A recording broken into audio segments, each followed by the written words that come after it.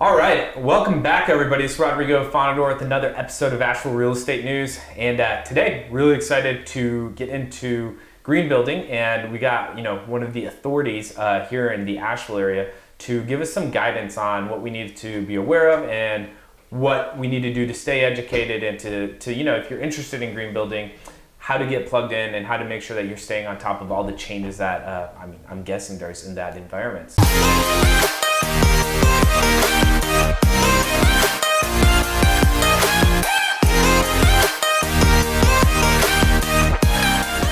So without further ado, got Maggie Leslie with the Greenbuilt Alliance and Program Director for everything that's going on. So we're really excited to have you on the show. Thank you. Thanks. Glad to be here. Absolutely. So there's so much to talk about in the space of green building. But before we get into that, what's your background? How'd you end up here in Nashville? I read it that you kind of bounced around everywhere a little bit, it seemed like. So why'd you decide here? Well, I was born in Greenville, South Carolina, so not too far away from here. But I did spend some time up north and out west. Mm-hmm. But I actually I transferred from the University of Oregon to Warren Wilson College, mm-hmm. and that was kind of how my grandparents lived up in Boone when I was a kid, and I always loved it up there and thought I would make my way up there until I found Asheville. I never even knew about it just because I was kind of between Wilson. Greenville and Warren Wilson, but until I found Warren Wilson, which it took moving out to Oregon to hear about Warren Wilson. Wow. And I was like, oh wow, there's a cool place near my family that I might want to check out. So I did, and Very then cool. I left Asheville and went back out west and bounced around a little bit, but ultimately wanted to get back here. Yeah.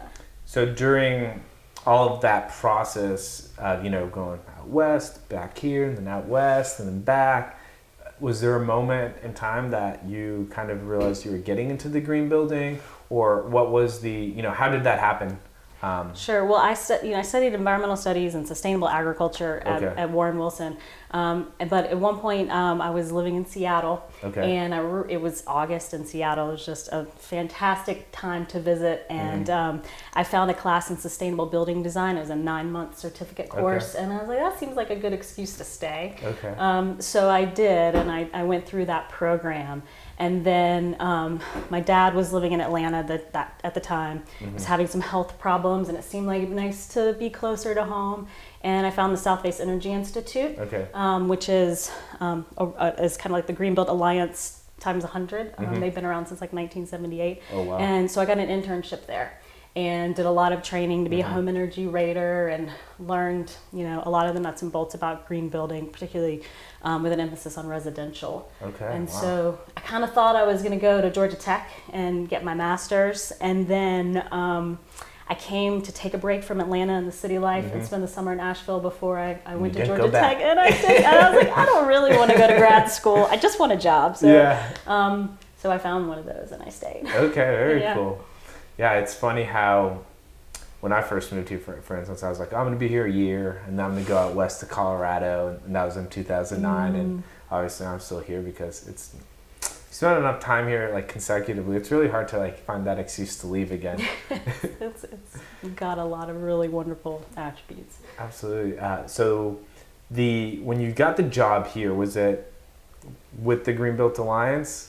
Trick question, right? Because the name changed, but very funny. But no. But I started. The first thing I did was start going to meetings for at the time it was the Western North Carolina Green Building Council, and joined the board very quickly. And at that point, I didn't actually get a job, but it was the promise of a job. At that point, Isaac Savage was just getting started with Home Energy Partners, and it was him and one other person. And so he was, and I was trained as a HERS rater, which is what they were doing, and there was nobody else doing that at the time. And so I actually, was hostessing and working at Maine, the Mountain Area Information Network. It took about 6 months before, maybe a little bit longer, 6 months to a year before I was working full time at Home Energy Partners. But at that point, I was treasurer of the Greenbuilt Alliance and running what was then the Healthy Built Homes program, kind of in my spare time through my work at Home Energy Partners. You were really just wanting to get involved, huh? I was. Well, I mean, that's what I wanted to be doing. And, it was, I kind of feel like a lot of my travels were me picking up ideas and things that other communities were doing and wanting to bring them back to the South and spread that. And we were very much, paving the way. Nobody else was doing it. So you had to, a whole lot of kind of building the green building movement was just through education, right? And talking to people and putting yourself out there. So how early, like when you started getting involved with green building, did you realize like, oh, this is something like I'm totally passionate about, I want to like do everything in my power to always be involved in it? Or well, that hasn't actually happened yet. I'm still waiting for that. Okay. No, I'm just kidding. But what I love about green building and what I always, because to a certain extent, green building always found me. Like I thought I was going to go into urban design or urban planning, but just all of these doors kind of opened up for me to keep opened up, you just kept walking through them, into more buildings. But what I loved about green building in general is that it really has something for everybody. First of all, everybody lives in a house, right? And so it's something that everyone can relate to a certain extent. Everybody has problems with their house, and so suddenly, I found myself as an environmentalist. I also, I've got conservative people in my family and liberal people in my family, and always just trying to, find a way to bridge that gap. And green building is something that it saves people money, it makes people money, you live healthier, you save energy, and you help the environment. Everybody wins. The homeowner wins, the builder wins, and the environment wins. So it's definitely something where you're not having to give up. A lot of environmental organizations and a lot of environmental movement people are feeling like, oh, don't use this, don't do that. Right. Whereas when we're talking about green building, we're talking about better design and better homes, and you're actually getting more and something healthier at the same time. And that just always really spoke to me and seemed like a natural. It was an easy thing to sell and learn. And, you can get people united behind that idea. It is. It's when you have people that are really resistant to the idea, it's an easy thing to warm them up with. Yeah, absolutely. And so what's your focus now with the Greenbuilt Alliance? And you've been with them so long. Could you maybe also speak on what you do now and kind of what the overall mission is of the Greenbuilt Alliance, or what you guys try to do? Sure. So so I joined the board in 2003 and then became full-time staff in 2006. And throughout that time, I've worn many hats, including all the hats at the same time. I still do our bookkeeping, even though we've grown so much. It's just something I've always done. But throughout all the hats I've worn, the most common one that has stayed as program director for the Greenbuilt Homes program. So that is our new home certification program. And it was originally called Healthy Built Homes. And it came out of the North Carolina Solar Center through a grant from the State Energy Office. And it was piloted here because we already had this coalition of green builders that were together as the Greenbuilt Alliance, and so it was a natural fit. And I think Mary talked about the Prospect Terrace being our first project, and that was the Greenbuilt Alliance's first grant, and really got us off the ground. Right. And so that program evolved over time. The North Carolina Solar Center eventually shut down the Healthy Built Homes program, and we were given license to that checklist and that information so that we could continue it on. But we changed the name for a variety of reasons, but mostly just so we didn't even have to have that conversation with them, and retitled it Greenbuilt North Carolina at that point. Now we're just Greenbuilt Homes.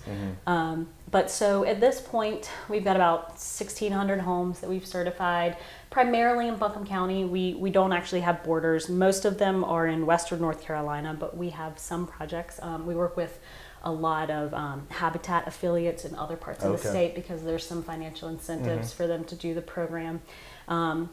But there are a lot of other programs throughout the whole state, and Healthy Greenbuilt Homes has really just been so successful here that we've just stayed focused on this area. So right now, I guess 2 years ago, we launched a net zero energy certification to kind of push the envelope a little bit more and get people thinking about what's next, and not just because a lot of what green building is building homes less bad. Right. And, getting credit for that. But we're shifting the focus. We've just gotten a grant that is going to help us redesign the checklist to include what they call regenerative design, where we're also talking about so homes that aren't actually less bad, but have elements that do no harm, or actually help things get better. The idea that not only can we build homes that are energy efficient, they can actually produce energy, or they can capture water and treat it on site, and it can leave your site cleaner than when it hit your roof. So that's kind of the way we're beginning to push the envelope, but at the same time we'll also have our nuts and bolts of we have multiple levels of certification, so that there's an entry point for every so you can at least get your foot in the door type of thing. Exactly. So most of your members, it sounds like, are probably going to be builders then, because if you have an existing home, or as a homeowner, you're not going to have I'm guessing, I don't know, you're not going to have the insight to make these changes, or the ability to make them even if you wanted to, right? So you're going to have to work with the contractor or a builder who has the knowledge and know-how. So the Greenbelt Homes program itself, yes, works with builders. Okay. So that is who typically signs up the home. We do often interface with the homeowner. Like one of the great things, so it's a checklist that's about 11 pages long, and with because it's every item you could possibly think of on any type of home construction, right? From the site all the way to the home's finishes. So homeowners can actually use it as a guidebook and what elements they want to include in their home. They say, I know I want to have a green home, but where do I start? And so we can facilitate this conversation between the homeowner and the builder by going through the checklist with them and talking about the different things that they want to include. And so that helps the builder learn about green building. It helps the homeowner make choices. And then also these homes can be modeled in a computer so that we can do cost benefit analysis and actually say, if you're going to spend this much on your windows, this is how much energy it's going to save you. Maybe you should put that in your insulation instead, or in a PV system. So you can have like a pretty, it's a black and white type of conversation then at that point, if you have that detailed numbers, right? Exactly. That's pretty exciting. Yeah, so it's a service for homeowners as well. But yes, it was definitely designed to be a marketing program for builders that are doing the right thing to also get some market advantage. Exactly. So we build in the educational process, but then at the end of the day, they have a stamp of approval that they can market. Right. And are you all, as like an organization, stamp? Do you guys have a stamp of approval, or like what's your ability to give the stamp of approval come from, if that makes sense? Sure. Yeah, that is a very good question. So there's a few layers there. Yeah. One, I wanted to back up quickly and say, but the Greenbelt Alliance in general has members across the whole spectrum. I just wanted to throw that out there, that while the certification program primarily works with builders, the Alliance is supported by lots of realtors and architects. So it's anybody who's in the industry who supports that vision of more sustainable housing? Primarily, but also we are like any other nonprofit organization. We have members who just support us because they believe in the cause or climate change, or and that makes sense. Yeah. So because our membership's a huge part of what supports us. So back to your question, which I don't actually remember now. Sorry about that. The question was, I think I lost the train of thought. Authority. That's right. Why do we have the authority? Yeah, where's the authority come from? Like, is there a national organization on top of it that? So there are many layers for different programs. So the Greenbelt Alliance is completely autonomous. There is the U.S. Green Building Council, which when it comes to LEED certification. Because we also offer that certification, that is something that I have to go to them for approval for. Like, we facilitate it and then have to send it off to them. But we are the authority for the Greenbelt Homes program. But we are not the ones in the field. So the ones in the field are the home energy raters that are actually doing the inspection, doing the energy modeling. And they work through a program called, an organization called ResNet, the Residential Energy Services Network, which works really closely with ANSI standards and mortgage companies. And they train them on the energy efficiency and the engineering portions of things and do the QA and oversight there. But when it comes to the green building part, it's absolutely just our board of directors and our coalition of green building folks here. So when we go through a review process, we bring in a team of experts to redesign the checklist. Gotcha. And then the home energy raters go through training, and then we are doing oversight on them. So we are the oversight organization. So a lot of that just comes from like a huge intention on your all's end at an organizational level to always be educating yourselves and getting training and making sure you all are up. Okay, that makes sense. Has there been a specific, it sounds like you've probably gone through hours and hours of different types of classes and trainings. I'm just curious, has there been like a specific niche inside of the field that you've been like, that was really cool, like I would love to, learn more about that? Or so, it's grown over time, because when I got into this, a lot of it was new and there wasn't anything. So it is, always adding on. And again, it was that Sustainable Building Advisory program that I took first. And then I went through the home energy rating training that focuses on building science and energy efficiency. And then I got into a lot of HVAC work and doing, mechanical design and things like that, and really understanding building science. And then now that I'm less out in the field and mostly on the paperwork side of things, it is beginning to look at this regenerative design that's got me most excited now, where we're talking about, and there is the Living Futures Institute, the International Living Futures Institute, that has this program called the Living Building Challenge, and they're kind of the pioneers of that regenerative design movement and as a certification program. And so they have a tremendous amount of educational resources and do classes and webinars and things like that.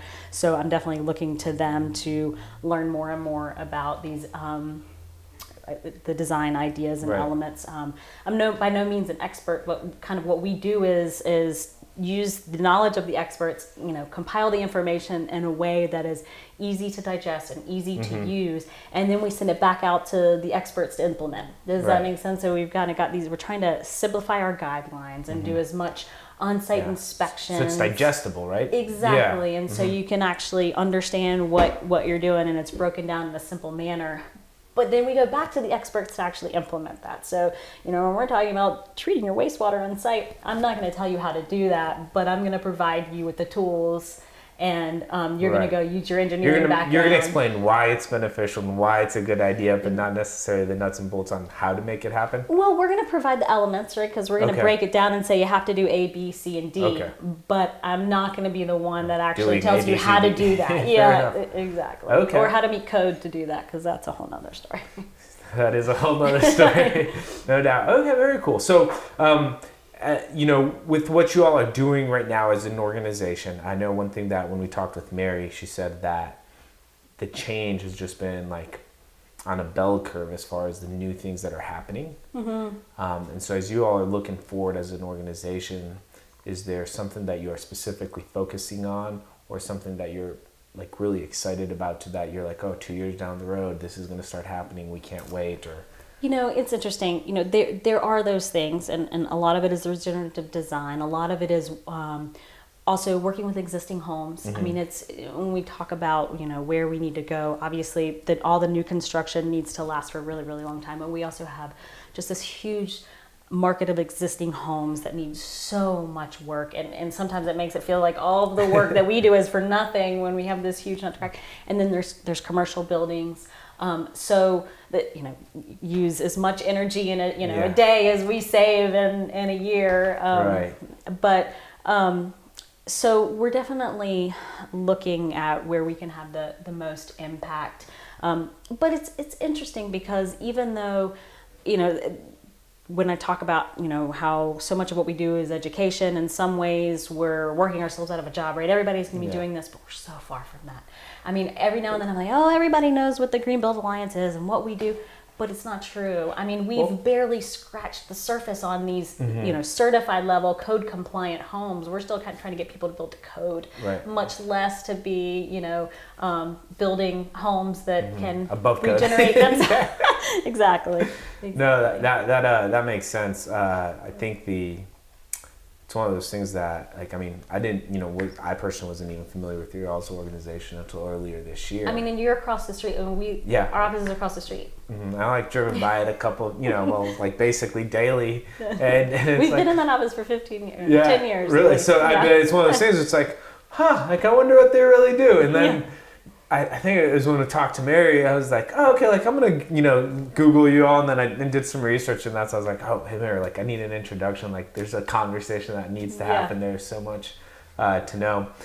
So for anybody who's listening, if they weren't aware of you, what's the best way to get plugged in? Do you guys have any upcoming classes people should be aware of? Or I know you guys are big on education, right? That's kind of what I've been picking up on. So what's the best way for people to get educated if they're into this? Our website, greenbuilt.org, is a great place to start. It has a directory of all of our members, local people in the community that are actually doing this work. We have a hotline that people can call or email and ask questions to get directions on if they're looking for members to do things. If they, they want to upgrade their HVAC system, but they don't know where to start or what they should ask a contractor about. Those are the kind of services that we provide. Okay. What's that phone number, though? Sorry. The phone number is 828-254-1995. Okay, awesome. And we'll include that in the show notes. So Okay, great. I was going to say, the other thing is we have a new website and a program that is a coalition with the city and actually Duke and the county called the Blue Ridge Horizons Project. And it is to help people be connected to all the resources that they need to upgrade their homes to save energy, whether it's new, commercial, affordable, existing, so that everyone has an opportunity to get this information. Awesome. Thank you so much. So we'll include that down below. So if anybody wants to get plugged in, they know how to do that. And you just mentioned Duke on your conversation. So I've been hearing all these things about the smart meters. Is there a 30-cent? I know it's a whole topic in and of itself. I just was wondering from your all's perspective if there's an opinion that's worth putting out there. Not for mine. I am not knowledgeable enough to. They just changed mine out. Yeah. But that is a whole nother, there are opportunities to save a lot of energy there. Well, not to save energy as much as to reduce emissions by reducing peak demand. Okay. So there is a need for them. But it's definitely not my expertise. Yeah, I know. It's just heard so much. I was like, wow. Those, you mentioned. I was like, maybe you know something since you guys are plugged in. But okay, cool. Well, Matt, thanks so much for joining us today. Really appreciate it. I know I learned a lot. I'm sure anybody who's tuned in probably did as well. And so, thank you so much. Yeah. Thanks. Absolutely. All right, you all. Thanks so much for joining us again. This is another episode 71, I believe. And so if you enjoyed it, if you've been following along, it really would mean the world to us if you take a moment to just leave us a rating. Let us know how we're doing. If there's anything you want to hear about or anybody we should bring on the show, let us know. We'll try to do it. All right, y'all. See you next week. Thank you.